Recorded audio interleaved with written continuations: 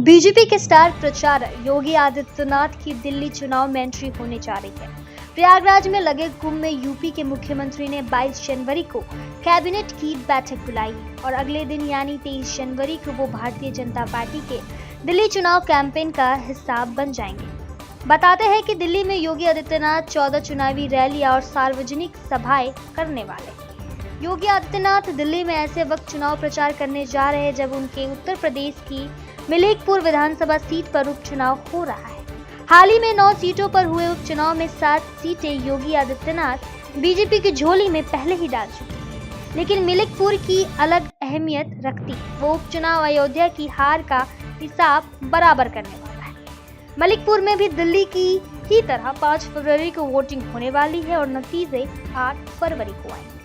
उत्तर प्रदेश के मुख्यमंत्री योगी आदित्यनाथ के मोर्चा संभालने से पहले ही उनके खास चुनावी स्लोगन बटेंगे तो कटेंगे फिर से चर्चा में।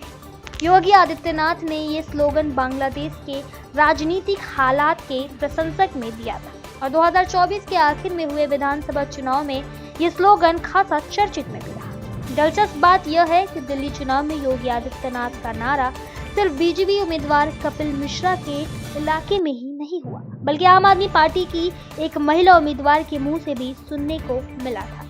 हरियाणा और महाराष्ट्र विधानसभा चुनाव में बीजेपी की जीत में तो योगी आदित्यनाथ के नए नारे को भी विशेष रूप से श्रेय मिला था, लेकिन उसी दौरान झारखंड चुनाव में ये पूरी तरह फेल रहा। अब दिल्ली में योगी आदित्यनाथ के कैंपेन का क्या असर होने वाला है, फिलहाल ये बड़ा सवाल बनकर उठा है। बहरहाल आपको बता दें कि दिल्ली के कारवाल नगर विधानसभा क्षेत्र में बटेंगे तो कटेंगे लिखे पोस्टर भी दिखे गए, वैसे ही जैसे महाराष्ट्र और उसके साथ हुए राज्यों की विधानसभा के चुनाव में देखने को मिला। करवाल नगर से बीजेपी के टिकट पर कपिल मिश्रा चुनावी मैदान 2020 में वो दिल्ली विधानसभा का चुनाव हार गए थे, लेकिन उससे पहले वो करवाल नगर से विधायक और अरविंद केजरीवाल के कैबिनेट साथ ही रह चुके हैं।